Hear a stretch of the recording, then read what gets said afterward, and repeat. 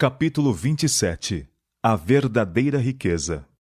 Entre os judeus, a questão: quem é o meu próximo? Suscitava disputas intermináveis. Não tinham dúvidas quanto aos gentios e samaritanos. Estes eram estrangeiros e inimigos. Mas onde deveria ser feita a distinção entre seu próprio povo e entre as diferentes classes da sociedade? A quem deveria um sacerdote, o rabino, o ancião considerar seu próximo? Consumiam a vida num ciclo de cerimônias para se purificarem. O contato com a multidão ignorante e descuidada ensinavam a causar uma mancha que requeria fatigantes esforços para remover. Deveriam eles considerar os impuros seu próximo? A esta pergunta, Cristo respondeu na parábola do bom samaritano. Mostrou que nosso próximo não significa unicamente alguém da igreja ou à fé a que pertencemos. Não faz referência à raça, cor ou distinção de classe. Nosso próximo é toda pessoa que carece de nosso auxílio. Nosso próximo é toda alma ferida e magoada pelo adversário. Nosso próximo é todo aquele que é propriedade de Deus. A parábola do bom samaritano foi inspirada pela pergunta de um doutor da lei a Cristo. Enquanto o Salvador estava ensinando, eis que se levantou um certo doutor da lei, tentando-o, e dizendo: Mestre, que farei para herdar a vida eterna? Os fariseus tinham sugerido esta pergunta ao doutor da lei na esperança de enredar a Cristo em suas palavras e espreitavam ansiosamente a resposta. Mas o Salvador não entrou em controvérsia. Exigiu do próprio interlocutor a resposta. Que está escrito na lei? Perguntou. Como lês? Os judeus ainda acusavam Jesus de menosprezar a lei dada no Sinai, mas ele fez a salvação depender da guarda dos mandamentos de Deus. O doutor da lei disse: Amarás ao Senhor teu Deus de todo o teu coração, e de toda a tua alma, e de todas as tuas forças, e de todo o teu entendimento, e ao próximo como a ti mesmo. Respondeste bem, disse Cristo. Faze isso e viverás. O doutor da lei não estava satisfeito com a atitude e obras dos fariseus. Estivera estudando as Escrituras com desejo de aprender sua significação verdadeira. Tinha interesse real na questão e perguntou com sinceridade: Que farei? Em sua resposta concernente aos reclamos da lei, passou por alto toda a multidão de preceitos cerimoniais e rituais. A estes não deu importância, mas apresentou os dois grandes princípios de que dependem toda a lei e os profetas. O assentimento do Salvador a esta resposta colocou-o em posição vantajosa com os rabinos. Não podiam condená-lo por sancionar aquilo que fora proferido por um expositor da lei. Faze isso e viverás, disse Cristo. Em seus ensinos, sempre apresentava a lei como uma unidade divina, mostrando que é impossível guardar um preceito e violar outro, porque o mesmo princípio os anima a todos. O distinto homem será determinado pela obediência a toda a lei. Cristo sabia que ninguém poderia obedecer à lei por sua própria força. Desejava induzir o doutor da lei a uma investigação mais esclarecida e minuciosa para que achasse a verdade. Somente aceitando a virtude e a graça de Cristo podemos observar a lei. A fé na propiciação pelo pecado habilita o homem caído a amar a Deus de todo o coração e ao próximo como a si mesmo. O doutor sabia que não guardara nem os primeiros 4, nem os últimos 6 mandamentos. Foi convencido pelas penetrantes palavras de Cristo, mas em vez de confessar o seu pecado, procurou justificar-se. Em vez de reconhecer a verdade, tentou mostrar quão difícil é cumprir os mandamentos. Deste modo, esperava rebater a convicção e justificar-se aos olhos do povo. As palavras do Senhor lhe mostraram que a pergunta era desnecessária, pois ele mesmo estava apto para a ela responder. Contudo, interrogou novamente, dizendo: Quem é o meu próximo? Outra vez recusou Cristo ser arrastado à controvérsia. Respondeu narrando um incidente do qual os ouvintes estavam bem lembrados. Descia um homem, disse, de Jerusalém para Jericó, e caiu nas mãos dos salteadores, os quais o despojaram, e espancando-o, se retiraram, deixando-o meio morto. Na jornada de Jerusalém a Jericó, o viajante precisava atravessar parte do deserto da Judéia. O caminho passava numa garganta rochosa e deserta, infestada de salteadores, e era muitas vezes teatro de violências. Fora aqui que o viajante tinha sido atacado, espoliado de tudo quanto possuía de valor e abandonado meio morto no caminho. Estando nestas condições, um sacerdote por lá passou, viu o homem ferido e maltratado, engolfado em seu próprio sangue, porém deixou sem prestar auxílio. Passou de largo. Apareceu então um levita, curioso de saber o que acontecera. Deteve-se e contemplou o sofredor.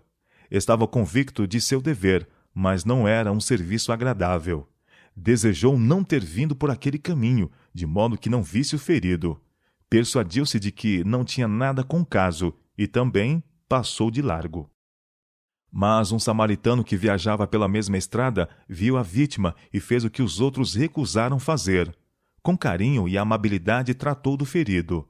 Vendo, moveu-se de íntima compaixão e, aproximando-se, atou-lhe as feridas, deitando-lhes azeite e vinho, e, pondo-lhe sobre sua cavalgadura, levou-o para uma estalagem e cuidou dele.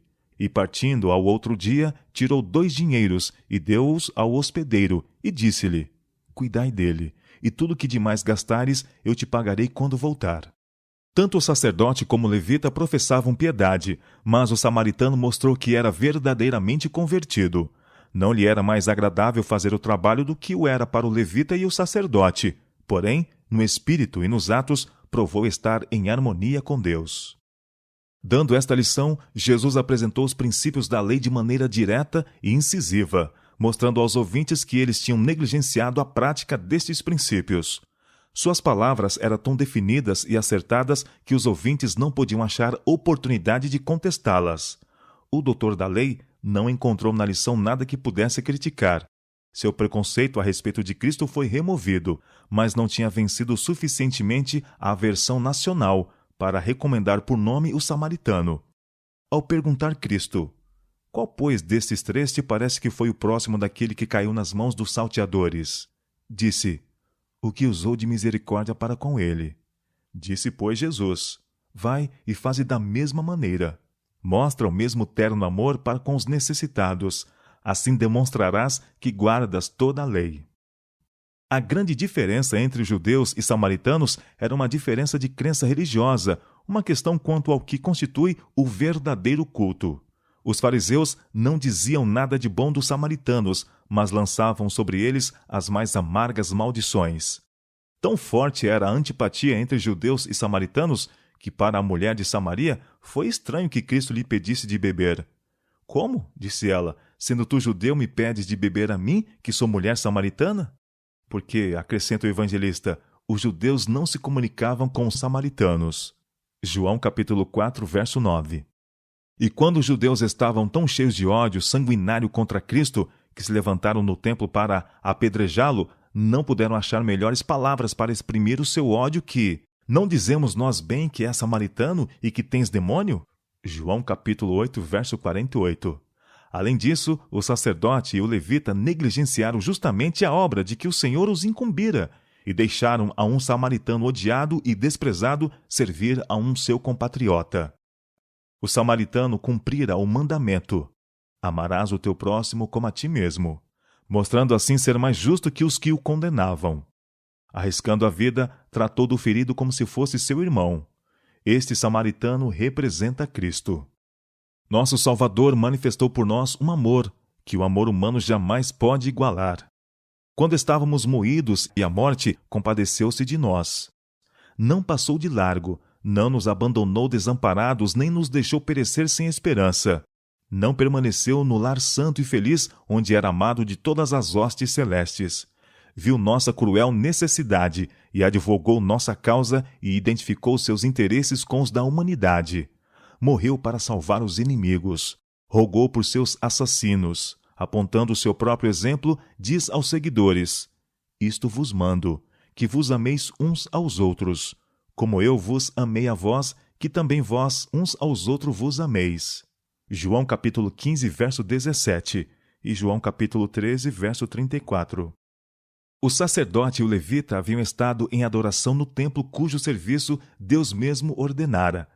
Participar desse culto era grande e exaltado privilégio, e o sacerdote e o levita sentiram que, sendo tão honrados, estava abaixo de sua dignidade servir a um sofredor desconhecido à beira da estrada. Assim, negligenciaram a oportunidade especial que Deus lhes deparara como agentes seus para abençoar um semelhante. Muitos hoje em dia cometem erro semelhante. Dividem seus deveres em duas classes distintas. Uma classe consiste em grandes coisas reguladas pela lei de Deus, a outra nas assim chamadas coisas pequenas, em que o mandamento "amarás o teu próximo como a ti mesmo" é passado por alto. Esta esfera de trabalho é deixada ao léu e sujeita à inclinação e ao impulso. Deste modo, o caráter é manchado e a religião de Cristo mal representada. Homens há que pensam ser humilhante para sua dignidade o servirem à humanidade sofredora. Muitos olham com indiferença e desdém aos que arruinam o templo da alma. Outros desprezam os pobres por diferentes motivos. Estão trabalhando, como creem, na causa de Cristo e procuram empreender algo de valor. Sentem que estão fazendo grande obra e não se pode deter para notar as vicissitudes do necessitado e do infeliz. Sim, até pode dar-se que, favorecendo sua suposta grande obra, oprimam os pobres. Podem colocá-los em circunstâncias difíceis e probantes, privá-los de seus direitos ou negligenciar-lhes as necessidades. Apesar disso, acham que tudo isso é justificável, porque estão, como cuidam, promovendo a causa de Cristo. Muitos consentem em que um irmão ou vizinho se debata sobre circunstâncias adversas, sem ampará-lo. Porque professam ser cristãos, pode ele ser induzido a pensar que em seu frio egoísmo estão representando a Cristo. Porque pretensos servos do Senhor não são seus cobreiros, o amor de Deus que dele devia emanar é em grande parte interceptado de seus semelhantes. E muitos louvores e ações de graças do coração e lábios humanos são impedidos de refluir a Deus. Ele é privado da glória devida ao seu santo nome. É expoliado das almas pelas quais Cristo morreu, almas que anela introduzir em seu reino para habitar em sua presença pelos séculos infinitos. A verdade divina exerce pouca influência sobre o mundo, embora devesse exercer muita influência por nossa atitude. Abunda a simples profissão de religião, mas tem pouco peso. Podemos professar ser seguidores de Cristo, podemos professar crer todas as verdades da palavra de Deus, mas isto não fará bem ao nosso próximo, a não ser que nossa crença esteja entrelaçada com nossa vida diária. Nossa profissão pode ser tão alta quanto o céu, mas não nos salvará a nós mesmos nem aos nossos semelhantes, a menos que sejamos cristãos. Um exemplo correto fará mais benefício ao mundo que qualquer profissão de fé. A causa de Cristo não pode ser favorecida por nenhum procedimento egoísta. Sua causa é a causa do oprimido e do pobre. Há necessidade de terna simpatia de Cristo no coração de seus seguidores professos, amor mais profundo aos que tanto avaliou que deu a própria vida para sua salvação. Estas almas são preciosas, infinitamente mais preciosas do que qualquer outra oferenda que possamos apresentar a Deus. Se empenhamos toda a energia numa obra aparentemente grande, ao passo que desprezamos os necessitados ou privamos de seu direito o estrangeiro, nosso serviço não terá aprovação divina. A santificação da alma pela operação do Espírito Santo é a implantação da natureza de Cristo na humanidade. A religião do Evangelho é Cristo na vida, um princípio vivo e atuante. É a graça de Cristo revelada no caráter e expressa em boas obras. Os princípios do Evangelho não podem estar desligados de setor algum da vida diária. Todo ramo de trabalho e experiência cristãos devem ser uma representação da vida de Cristo. O amor é o fundamento da piedade. Qualquer que seja a profissão, ninguém tem verdadeiro amor a Deus se não tiver amor desinteressado ao seu irmão. Mas nunca poderemos possuir este espírito por tentar amar aos outros. O que é necessário é o amor de Cristo no coração. Quando o eu está imerso em Cristo, o amor brota espontaneamente. A perfeição de caráter do cristão é alcançada quando o impulso de auxiliar e abençoar a outros brota constantemente do íntimo, quando a luz do céu encher o coração e for revelada no semblante. Não é possível que o coração em que Cristo habita seja destituído de amor. Se amarmos a Deus, porque primeiro nos amou, amaremos a todos por quem Cristo morreu. Não podemos entrar em contato com a divindade sem primeiro nos aproximarmos da humanidade, porque naquele que se assenta no trono do universo, a divindade e a humanidade estão combinadas. Unidos em Cristo, estamos unidos com nossos semelhantes pelos áureos elos da cadeia do amor. Então a piedade e compaixão de Cristo serão manifestas em nossa vida. Não esperaremos que o necessitado e o infortunado nos sejam trazidos a nós. Não nos será necessário ceder a rogos para sentir as aflições dos outros. Ser-nos-á tão natural servir o indigente e o sofredor como foi para Cristo andar fazendo bem. Onde quer que haja um impulso de amor e simpatia, onde quer que o coração se comova para abençoar e amparar os outros, é revelada a operação do Espírito de Deus. Nas profundezas do paganismo, os homens que não tiveram conhecimento da lei escrita de Deus, que nunca ouviram o nome de Cristo, têm sido bondosos com seus servos, protegendo-os com o risco da própria vida. Seus atos mostram a operação de um poder divino. O Espírito Santo implantou a graça de Cristo no coração do selvagem, despertando nele simpatia contrária à sua natureza e à sua educação. A luz verdadeira que alumia todo o homem que vem ao mundo está-lhe brilhando na alma, e esta luz, se atendida, lhe guiará os pés para o reino de Deus. A glória do céu consiste em erguer os caídos e confortar os infortunados, e onde quer que Cristo habite no coração humano, será revelado da mesma maneira. Onde quer que atue, a religião de Cristo abençoará. Onde quer que manifeste, haverá claridade. Deus não reconhece distinção alguma de nacionalidade, raça ou casta. É o Criador de todo homem. Todos os homens são de uma família pela criação, e todos são um pela redenção. Cristo veio para demolir toda a parede de separação e abrir todos os compartimentos do templo a fim de que toda alma possa ter livre acesso a Deus. Seu amor é tão amplo, tão profundo, tão pleno, que penetra em toda parte. Liberta das ciladas de Satanás as pobres almas que foram por ele iludidas. Põe-nas ao alcance do trono de Deus, o trono circundado do arco-íris da promessa. Em Cristo não há nem judeu nem grego, servo nem livre. Todos são aproximados por seu precioso sangue. Qualquer que seja a diferença de crença religiosa, um clamor da humanidade sofredora precisa ser ouvido e atendido. Onde existirem amargos sentimentos por diferenças de religião, pode ser feito muito bem pelo serviço pessoal. O serviço amável quebrará os preconceitos e conquistará almas para Deus. Devemos atender às aflições, às dificuldades e às necessidades dos outros. Devemos partilhar das alegrias e cuidados, tanto de nobres como de humildes, de ricos como de pobres. De graça recebestes, disse Cristo, de graça dai. Mateus capítulo 10, verso 8. Ao redor de nós há almas pobres e tentadas, que necessitam de palavras de simpatia e atos ajudadores. Há viúvas que carecem de simpatia e assistência. Há órfãos aos quais Cristo ordenou aos seus seguidores que recebessem como legado de Deus. Muitas vezes são abandonados.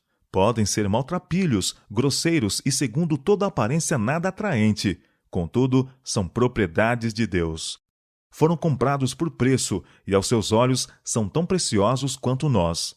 São membros da grande família de Deus, e os cristãos, como mordomos seus, são por eles responsáveis. Suas almas, disse, requererei de tua mão. O pecado é o maior de todos os males, e é nosso dever compadecer-nos dos pecadores e auxiliá-los. Nem todos podem ser alcançados do mesmo modo, porém. Muitos há que ocultam sua penúria de alma. Estes seriam grandemente auxiliados por uma palavra terna ou por uma boa lembrança. Outros estão na maior indigência, contudo não sabem. Não reconhecem a terrível privação da alma. As multidões estão submersas no pecado, que perderam todo o senso das realidades eternas, perderam a semelhança de Deus, e mal sabem se têm alma para ser salva ou não. Não têm nem fé em Deus, nem confiança no homem. Alguns destes só podem ser alcançados por atos de benevolência desinteressada. Precisam ser primeiramente atendidas às suas necessidades materiais. Precisam ser alimentados, limpos e vestidos decentemente. Ao verem a prova de nosso amor desinteressado, se-lhes-á mais fácil crerem no amor de Cristo. Muitos há que erram e sentem a sua vergonha e loucura. Consideram seus enganos e erros até serem arrastados quase ao desespero. Não devemos desprezar estas almas. Quando alguém tem que nadar contra a correnteza, toda a força da mesma o impele para trás. Estenda-se-lhes uma mão auxiliadora, como fez a Pedro quando se afogava a mão do irmão mais velho. Fale-lhe palavras de esperança, palavras que fortaleçam a confiança e despertem amor. Seu irmão doente espiritualmente necessita de você como você mesmo careceu do amor de um irmão. Necessita da experiência de alguém que fora tão fraco quanto ele, de alguém que possa com ele simpatizar e o auxilie.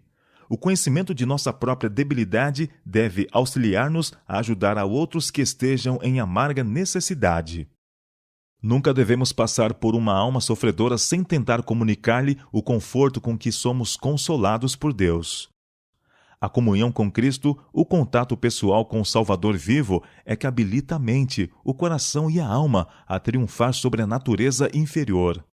Fale ao peregrino de uma mão todo-poderosa que o levantará e de uma infinita humanidade em Cristo que dele se compadece. Não lhe é suficiente crer em lei e força, em coisas que não têm piedade, e jamais ouvem um pedido de socorro. Necessita apertar uma mão cálida, confiar num coração cheio de ternura. Que a mente dele se demore no pensamento de que Deus está ao seu lado, sempre contemplando-o com amor piedoso. Recomende-lhe pensar no coração de um pai que sempre se angustia pelo pecado, na mão sempre estendida de um pai e na voz de um pai que diz: que se apodere da minha força e faça paz comigo. Sim, que faça paz comigo. Isaías capítulo 27, verso 5. Ocupando-se nesta obra, você tem companheiros invisíveis aos olhos humanos.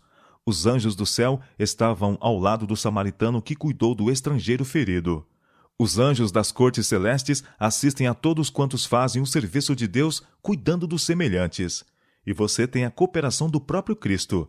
Ele é o restaurador e, se trabalhar sob sua superintendência, verá grandes resultados. De sua fidelidade nessa obra não só depende o bem-estar de outros, como também seu destino eterno. Cristo procura erguer todos quantos querem ser alçados à sua companhia para que sejam um com Ele, como Ele é um com o Pai. Permite que tenhamos contato com sofrimento e calamidade para nos tirar de nosso egoísmo. Procura desenvolver em nós os atributos de seu caráter: compaixão, ternura e amor. Aceitando esta obra de beneficência, entramos em sua escola para sermos qualificados para as cortes de Deus. Rejeitando-a, rejeitamos sua instrução e escolhemos a eterna separação de sua presença. Se observarem as minhas ordenanças, declara o Senhor, te darei lugar entre os que estão aqui, mesmo entre os anjos que circundam o seu trono. Zacarias capítulo 3, verso 7. Cooperando com os seres celestes em sua obra na terra, preparamo-nos para sua companhia no céu. Espíritos ministradores, enviados para servir a favor daqueles que hão de herdar a salvação. Os anjos no céu darão as boas-vindas àquele que na terra viveu não para ser servido, mas para servir. Hebreus capítulo 1, verso 14 e Mateus capítulo 20, verso 28. Nesta abençoada companhia, aprenderemos para nossa alegria eterna tudo que está encerrado na pergunta: quem é o meu próximo?